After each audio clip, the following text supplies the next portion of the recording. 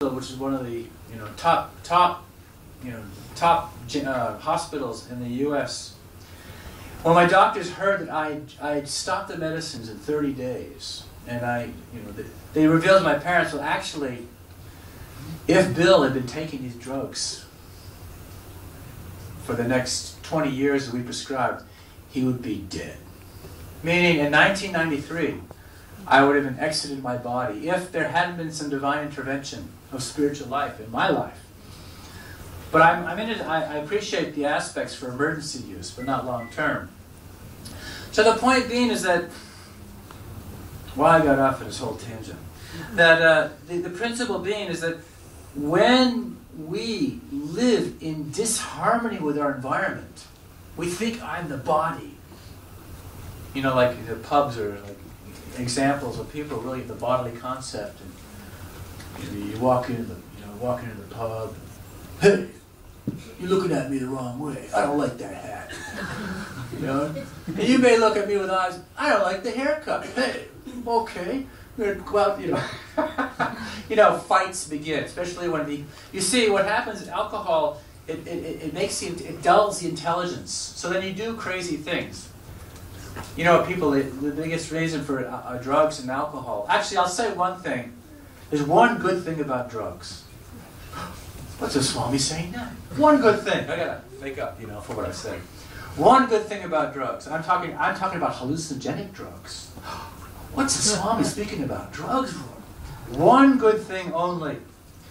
It teaches you there is an alternative reality. Even though it's illusory, it's an alternative. That's it. The rest is all downhill because it's develops bad habits and deteriorates the health, etc.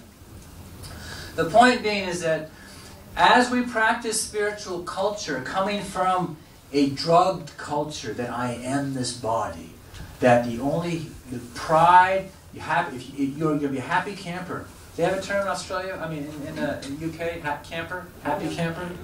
Oh, good. Okay, we're on the same page then.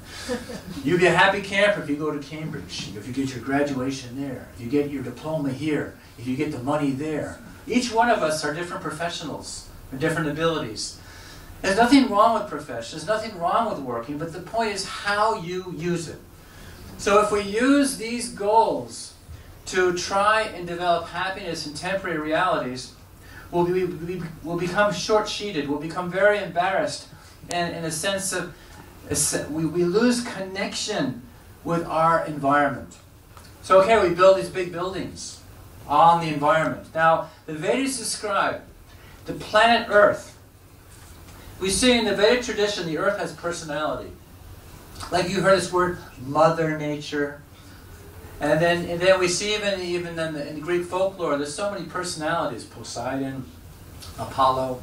These are all reflections of the Vedic culture, which talks about there are demigod-like personalities. There are empowered personalities. So then we begin to, as we lose focus on our overall environment, we begin to lose contact with these personalities, and we begin to break certain laws of nature. So we make these big, big cities, and they congest breathing points of the Earth, because the Earth breathes. Like if you go to San Andreas Fault in Los Angeles, wall-to-wall cement. But what happens is when you block up the breathing of these different meridians on the planet, there's water points and breathing points, the Earth becomes congested. And then you have what's called volcanoes manifesting. You have different disbalances in the Earth. You have earthquakes, tsunamis. All these unnatural disturbances. I was doing a study in New Vrindavan many years ago. One gentleman came who was like a geologist, and he gave a survey of all the different natural catastrophes happening on the planet. And within a 10-year period, we studied at that time between 1980 and 1990. There are more cataclysmic events in the world than between the period of like 1850 to 1950.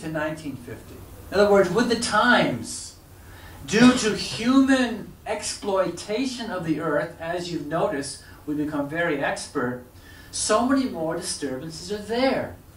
Now, the modern experience of disturbance, as we see, because we're not in harmony with nature, because we're taking with nature, we get so many different recurring events that are events of karma. Because the earth has to sneeze. Like this. One way the earth sneezes is to minimize the population of the earth. World War I, World War II. It's like Vietnam War is another example. How in Dallas, in Texas is the biggest state in America. And what happened was, for Vietnam War, to send different soldiers, they would recruit the same amount of soldiers from each of the states. There are 50 states there. So they would recruit the same amount of soldiers to each state would send. But more soldiers died in the Vietnam War in the state of Texas than any other state. And it just so happens that that state is the highest degree of meat intake in all of America. There's so many different, and plus it's a breeding ground for the cows, etc. So karma has its unique comeback. Goes around, comes around.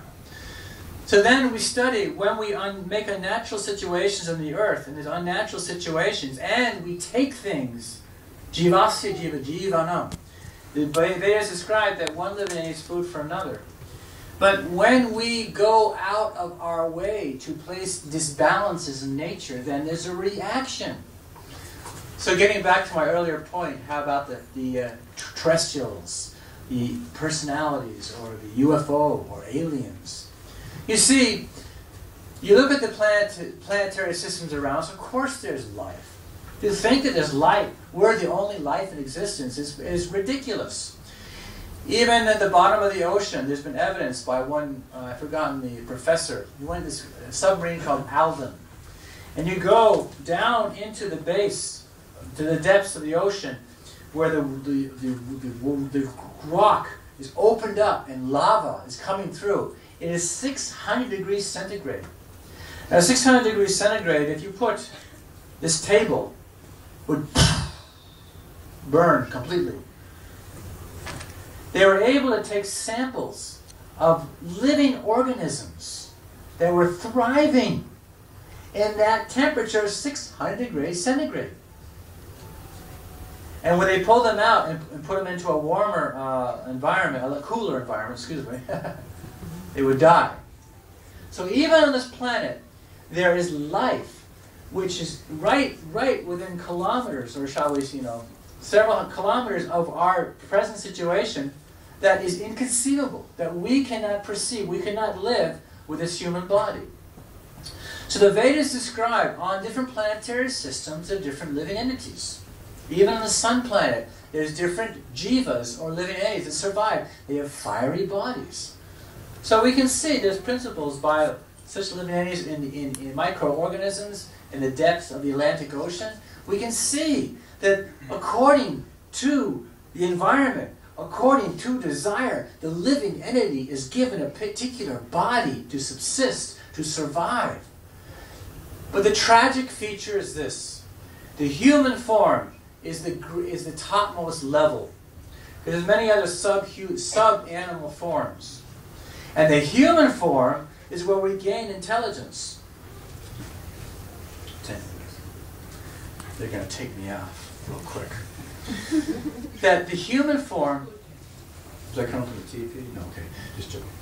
That the human form has this intelligence, has this great sensitivity, but misuses it by causing inconvenience in the sense of war or fighting in the pubs. So much sense of illusion, causing difficulties for others, that what happens is that this creates a great imbalance in nature. And what happens is this, we begin to forget who we are. Now,